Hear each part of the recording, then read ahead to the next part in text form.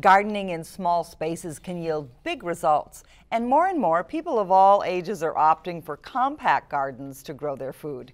We'll take you to a city lot transformed into a garden of urban bounty on this edition of Great Gardening. Every tree has a moment when it shines. That's called moneywort or creeping Jenny. You can go in and do a rejuvenating pruning. Forage and feed for our native pollinator population. A garden really gives you peace of mind.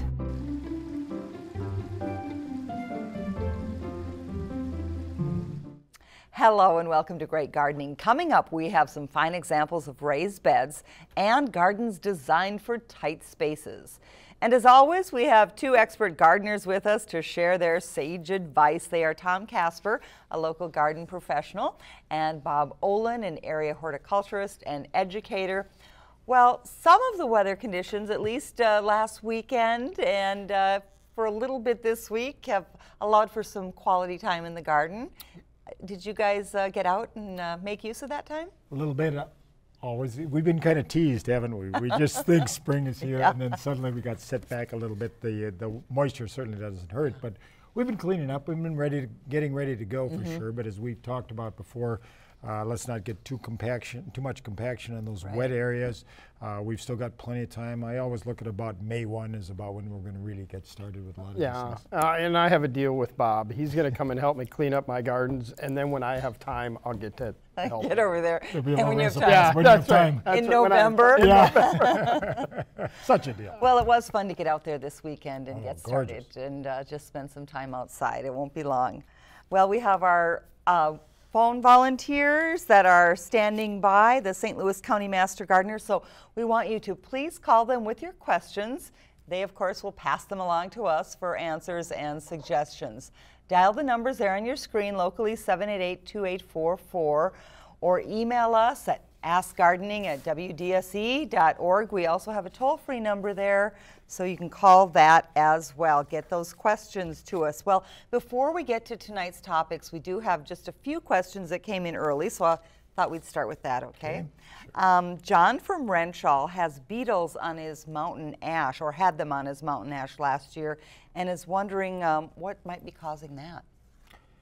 Well, again, you know, it's an insect. It's not the primary pest of mountain ash. We have so many different types of beetles, and the adults really shouldn't be causing any problems. It's the larval form of the sawfly that does so much damage to the mountain ash. So unless they're, you know, we do have a couple of real smaller beetles that leave shot-sized holes, but for the most part, those beetles aren't doing the significant damage at all really to the tree. So if he's seen holes in his leaves or the edge is chewed on the leaves, it's more than likely a sawfly that's doing the damage, and the larval form of it, so a young version of it. So. And what can you do about that?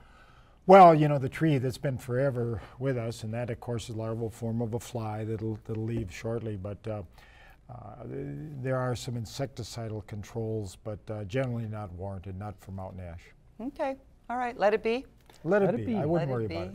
Let it be. All right. Ron in Hermantown has moss all over the yard, more than last year. What can he do? We had a lot of moss questions. Yeah. And, well, go ahead and... And really, and we've talked about this, a couple things you can do. Open up the lighting conditions. Generally moss is associated with a pretty heavy shade condition, so opening that up. Increasing the drainage or adding compost or lightening up the soil so you improve the drainage. Both of those should help quite a bit. So people need to remember that moss really doesn't have a vascular root system. So if it's there, it has to absorb all the water right through the tissue of the plant. So it's removing the water, either, as you said, getting some trees down, opening them up, or improving the drainage, and that'll take care of the moss. Or if you can't do that, just embrace it. There are areas where people are just letting the moss flourish. Sure. Out east, they're actually encouraging it to grow. So you kind of have to make a judgment. If you can't stand to prune the trees, you might have to learn to live with the moss. Yeah, I have a lot of moss. I'm in Hermantown as well, and I really like it. I was wondering about if I could take it and line wire baskets with it and plant in it. Would that work for me, or is it just going to die and shrivel and dry up? Well, if you're putting like a peat moss or something that will retain some moisture, or making sure that the soil is in contact with that, Right. So it has enough moisture, it should be do fine in a situation like that. But you Okay. need to make sure lots of moisture. It stays really moist. So what would be good to plant in that basket? Well, pretty much anything, as long as the lighting conditions are right for the plant. So you could do just about anything, and the moss will survive in our hanging baskets in most of our conditions, because we just don't get that hot, Right. where it's going to dry out. So. And I really think, you know, in most of these hanging baskets, it's used as a liner on the outside. And you're still going to have potting soil on the inside Right. of that the plants will be growing on. But it's most of what we have in our yards are actually our sphagnum mosses, low growing, and they can be just picked up and used as liners, but Yeah. more just to fill the basket rather than to actually grow in. Okay. Well, I'll give it a try. I'll let you know how it goes. That'd be nice. All right. Joe and Christine from South Range have raspberries. They think there's a worm in the root. The canes came up well. They get about 1 week of raspberry production, and then it stopped. And these plants are about 15 to 20 years old, and they're always good about getting out the old canes. Okay. You know, my thought at 15 to 20 years old is that it probably isn't the insect in the root. The insects get all the credit, but actually diseases cause most of the problems for us. So at that age, it's generally virus. And if you can get 15 or 20 years of good production out of a raspberry patch, then virus often takes over. And really it's time to replant. And if they decide to do that, they want to take out everything, including all of the root tissue, all the underground stem tissue, the crowns, and start fresh. You might even want to spend a year and plant another crop in there and then come in with new virus-free material. Okay, just time for one more, and I know, Tom, you had one from it was a follow-up to last week. Yes, our Nancy, the gardener in Morgan Park, had a question, and she had called in about losing a ornamental crab in her yard, and what should she plant in its place, and if she should remove the root and things like that. Unfortunately, we didn't quite get the actual question right, so she has I followed can't believe up. that of you guys. Yeah. She reminded us. She reminded us. So she's asked for a recommendation of what to replace in there. She's looking for a fruit tree, something that will bear fruit. It doesn't even matter if it's an apple or a pear. She'd question if she should plant a cherry, things like that. So. And your answer is? No to the cherry, because of course we've talked about it a couple of years ago. Yeah. We did have really a very limiting winter for the success of any of the more southern sweet cherries. So I had suggested for her to plant a pear tree or another apple tree and replace that crab apple. So All Good right. advice. Good. I Okay. approve. We'll have more questions and answers coming up, but last summer we met an energetic young couple who overhauled their new yard, creating a first-year garden of raised beds and so much more. The results are pretty amazing. Good morning, my name is Jared. My name is Alyssa, and we are really excited to show you all of the things that we have built and the things that are growing this year in our first year of doing a garden. We built everything. We tilled up the whole front yard where our beds would be. So we double digged down about 18 inches or so. We were racing against time because we had to get everything in place, from hauling in the soil, building the beds, putting up the fence by, seeding time by the end of May. So we were in a huge race to take this enormous project on, but we worked every day that we had off. We were out here 12 hours a day together hauling wheelbarrows, and we were giving each other back massages at the end of the day because we were so sore. And we did a lot of research with soil mixtures and doing 1/3 compost, 1/3 peat moss, and then 1/3 just organic soil. That would allow really good drainage, and then at the same time a lot of oxygen to the roots. And we mixed that in, filled all the beds, and everything in here is just exploding, taking off. It's growing beyond our expectations. So Here climbing up this trellis is cucumbers. They're suyo long cucumbers. I got a bunch of recommendations for plant varieties that do well here in northern Minnesota. So we have some nasturtium, and they are really good for deterring pests and also edible. So we decided to kind of line the beds with nasturtium. we have 3 or 4 green beds. So inside of those, it's a mixture of kale, arugula, spinach, and then a few different lettuce varieties. We also have several varieties of carrots, sunflowers, corn, about 4 different varieties of beans, tomatoes, of course.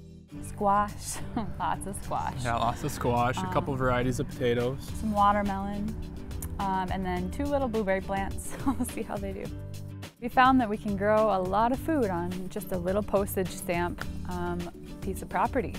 So the house came with an apple tree. So we were really excited about having fruit trees. We decided to add a couple more. So this year we planted 2 pear trees, 1 in the front yard, 1 in the backyard, and 2 cherry tree varieties as well. So I did a lot of research on companion planting. We have a 3 sisters garden, so corn, beans, and squash, and they all kind of help each other out. We're growing herbs in with the tomatoes that do really well. I also researched things that don't do well next to each other, like peas and onions, for example. And we planted crops back here that take up a lot of surface area. And this is a different mixture of soil. This is a lot of the native soil mixed in with just some compost. The idea of sustainable living has gotten really popular. The idea of living healthfully and being able to grow your own food, even on a small property, has gotten really attractive to young people. And then another big motivation too is just for something for us to do together. We can grow a garden now that's bigger than our deck, so I think we were both excited about that.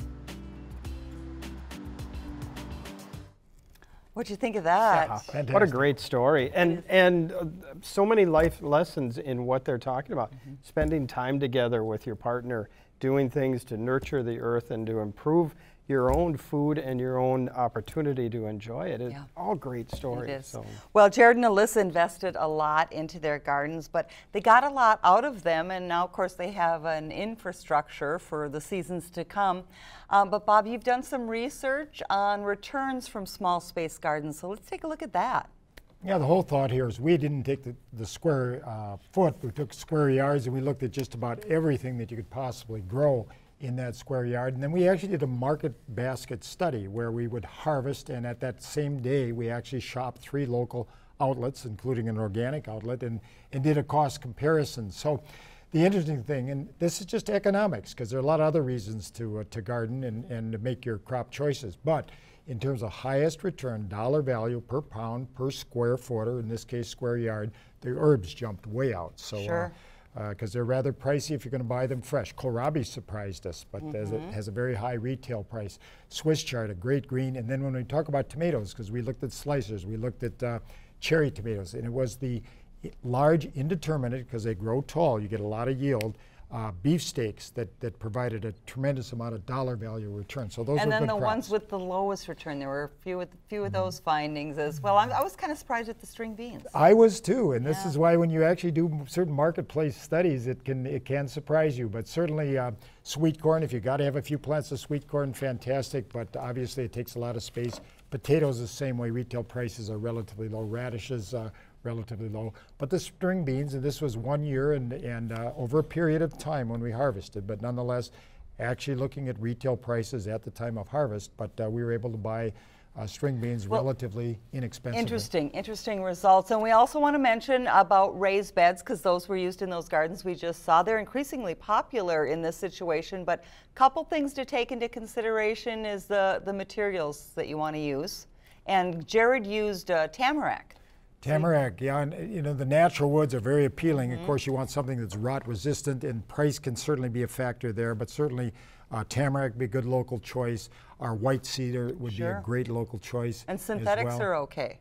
Yeah, I think that we've got some synthetics, like some of the materials that are recycled plastics that will be using as deck. We want to be a little careful about treated woods. Now, the new treated woods, the one in between, is you know, there was some concern up until about 2003. We had some copper arsenate materials, some leachate that was coming in, and the new treated woods you don't have to be concerned about. Sure, and the soils we want to use are well drained, good, healthy mixes. I would say, just as Jared, Alyssa did there, I think you really want to look at high organic content, high organic fraction, and good drainage in these smaller locations. Sure. Get down underneath, make sure that you're not coming onto a hard pan, make sure that the water can run out of these raised bed Right. areas. And that's really a good point, and what a lot of the reason they were successful.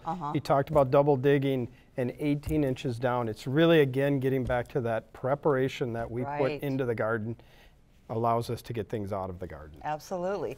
Well, look at all these questions we have. Wow. Okay, can you talk any faster? I know you're talking fast already, but okay. Anyway, Anne Marie from Sandstone is wondering about a metal trellis. Can anything grow against that, including clematis and such? Sure. Okay. Many things. You talk about edible potted peas, Fast, any number fast of things. answers. No, but the metal is not a problem. That's the not question, really, I think. no. Okay, Ken from Superior, let's see, wants to know about how to prevent mosquitoes in a water barrel. I don't think we've ever had that one before. Well, really move it. You really should have that water moving or some circulation to Okay. it will help keep that down. So. But we don't want to use any chemicals, do we? No, That's what he's asking about. Put a cap on it, so they can't access Oh, it. Cap okay. Or pickle it. it. That too. Gus from Grand Marais is wondering about the best way to test soil for a small garden. I'm a big advocate. Go to a certified lab, University of Minnesota, University of Wisconsin, going to be your least expensive choices. Google University of Minnesota Soil Testing Lab. All the instructions and prices are there for you. Get one good test from a certified lab. All right. Dave from Duluth wants to know which strawberries are best for this area. June bearing or ever bearing, and wants to plant them in a pyramid planter. A lot of the pyramid planters, because of the exposure during the winter, would be the ever-bearing varieties. Okay. And there I would say we've got Tribute, TriStar, LV's another big one that's coming in there, but it's only going to be 1 year. Most of your yield is going to come from the June bearers. And there we've got several varieties like Masabi, Cavendish has been a real good variety, Kent, Glooskap. So we've got a number of good June-bearing varieties. Those will be perennial, will perform for 2, 3, 4 years for you. Okay. What is the best time to prune blueberries? They're 4-year-old plants, never been pruned. 4-year-olds, you really want to prune in the winter. Late winter is the best time, unless you've got dead and dying material crossing. That can be taken out right now. Okay, that's from Diane in Pike Lake. Let's see. What herbs and vegetables can I grow in morning sun and afternoon dappled shade? Well, morning sun is really ideal for a lot of herbs. So just about anything. If she's getting, she really, assuming it's a she. It's Amy from Amy. Duluth, yes. Amy from Duluth. We'll assume I that.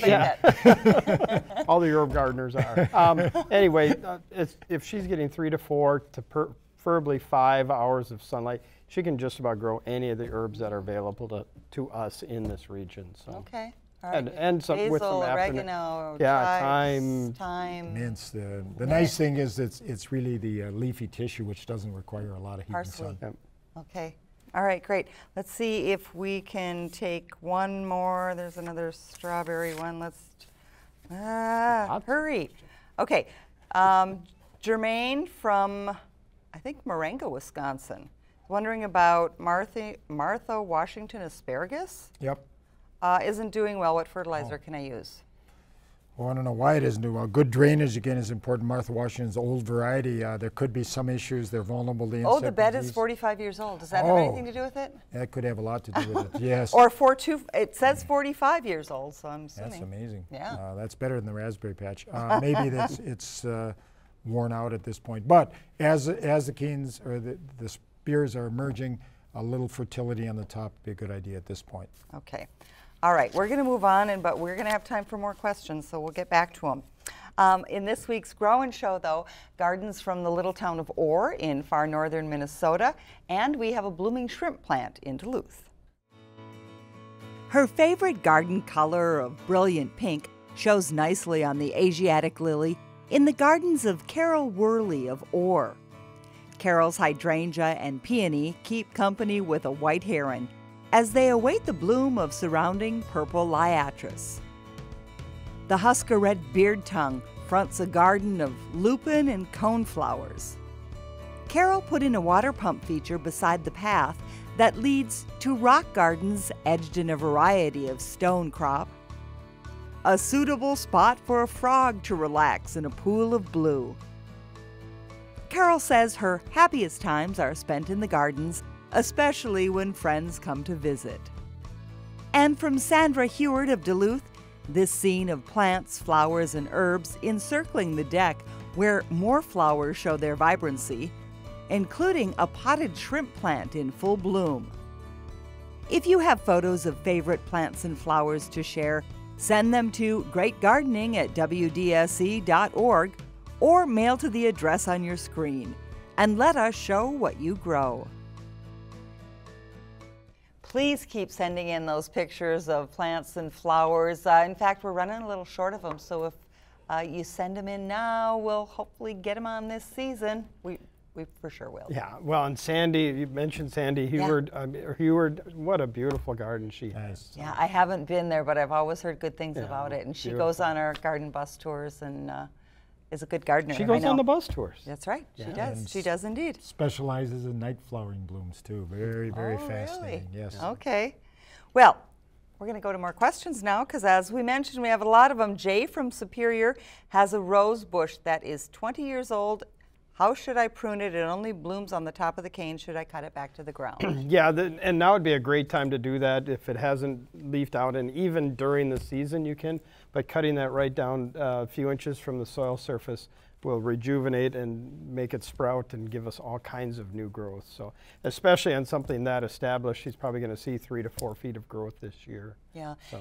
And I've cut mine back and cut back, you know, all of my my shrubs. Is it time to fertilize anytime soon? Yeah, now is really a good time. This stuff is starting to come out. And of course, any of the folks that are growing hydrangeas, now is a great time to get that ammonium sulfate onto those plants while they're starting to emerge. So. All right, great. John from Cloquet has a prairie fire ornamental crab that is aging. Suckers are growing up from the roots. And he's wondering, is it a true prairie fire ornamental crab, or is it... I don't know. I can't read this. I'm sorry. Well, if it was That's labeled, all I can read. You know, it goes back to, in the state of Minnesota, as most states, we've got labeling laws, and commercial nursery stock is regulated. So if it was labeled prairie fire, I'm assuming that it is. Now he has to understand that that is a zone 4 tree, a very nice one, resistance to scab and other things. But he's getting regrowth from the rootstock. It's grafted, which is hardier even. So prairie fire is not the hardiest of ornamentals, and that's probably what's going on there. Okay. Nice tree, but not as hardy over the hill as some other varieties. And he should, if he's getting those suckers coming up, cut them off. Oh, just cut those off. Yeah. Okay, great. Evelyn from Grand Marais wants to know if it's too late to trim a potentilla. Perfect Am I time. saying it right? Yes. Okay. Good time because it blooms a little later in the year. Yeah, okay. And those are very pretty, and they get real full. And native, so they're good and hardy. Very easy to take care of, yeah. That's why I like them too. Richard from Two Harbors has a flower bed with quack grass. How do I get rid of it? The easiest way. The easiest way is, well, there is no easy way at all. Call up Jared and Alyssa and have those 2 strong kids come and help you out. And it really is that. It's getting in and removing and making sure you get all those roots. If it's so entwined into your flowers, you probably are going to need to take those clumps out, clean off those roots, make sure you're getting as much of that as you can out of the garden, and that really will save you time down the road. Yeah, if they're perennials, you can lift them right now. It's a good time to do it, and then dig everything out and then replant. Okay. If they're annuals, don't have to worry about it. Just clean everything out and just... Running out of time. Marie from Duluth has a birch tree. She put a bird feeder on it, and clear sap ran out. What is it? Clear sap. She probably just damaged it a little bit, and it's basically bleeding, but it'll be okay. It's okay. Don't worry about it. Huge sap flows this year too, so I wouldn't be concerned about it. Sure. Julie from Duluth, what's the best soil to use in your containers?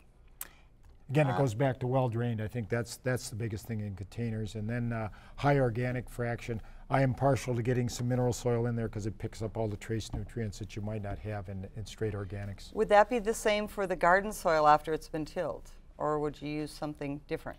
Yeah, you wouldn't want to bring in a commercial type of soilless media to add to your garden soil. Again, good compost from one of our main supporters, WLSSD. Yeah. Good product there. Okay. Karen from Duluth, is Roundup safe? Ooh, loaded question. All right, the show's over. Karen also wants to know, is it part of Agent Orange? And that is a definite no. Definite no. Right? No, don't confuse the two. No. And precautions when applying it? Well, I think they're all over the bottle, right? You have to. Just as a rule of thumb, rubber gloves, rubber boots, but it is a very safe, low mammalian toxicity. However, there are some concerns that the World Health Organization has raised that's still to be determined. And I think it's really comes down to a personal decision. Yeah, If you can but avoid now it, the you don't follow-up have to. is it safe to use on purple loosestrife in a lake? There it's not Roundup, but there are Okay. glyphosate, the active ingredient, does have aquatic formulations. So you want to be careful and only use just the labeled product, but there are aquatic formulations of glyphosate. Judy from the Iron Range wants to know if I can plant strawberries in a raised bed and will they freeze over winter if I do? They may. Now, Yeah. any Okay. perennial material, but if she wants them in a raised bed, can work real well. Just plenty of straw on the top side. They'll do better than many other perennial materials. Gosh, 'cause they're didn't shot get with- through all of them, And- just a few leftover questions. And what she wants to do is plant away from the edge. Okay. So if she is using a raised container, plant in several feet. Okay, just a couple quick reminders before we go. We have our upcoming Spring Garden bus tour to Bayfield and Madeline Island. We're going to stop at Hauser's Farm for their selection of bare root perennials. We go out to lunch. We go out on Madeline Island, comfy coach bus ride all the way. It's a lovely, lovely day. We hope you can join us. So look to our website for more on that. And then a couple of other things going on, the Duluth Garden Flower Society Spring Luncheon. Yeah, we What's have the a date spring on that? luncheon coming up on Saturday, May 7th. Okay. They can go to the DGFS website. We have Francois Midian, who's a local garden expert, speaking at the luncheon, so lots of fun with him. Yeah, So. it should be. And then we want to remind people that they're going to be raising the roses at the Leif Erikson Rose Garden in Duluth, and that's a great community event. There will be people there on Saturday at what time again, Tom? 9 till noon. 9 till noon. So please go down, help out if you can, and take part in that. It's a good learning experience. And a great community event, really. It is, it is. Well, gosh, that's all the time we have for this program tonight. So thank you very much, Bob Olin and Tom Casper, expert, wonderful advice as always. We also want to thank our phone volunteers, the St. Louis County Master Gardeners, who were really busy tonight answering the phones, and thank all of you who called in your questions. From all of us here at Great Gardening, thanks for watching and enjoy the garden.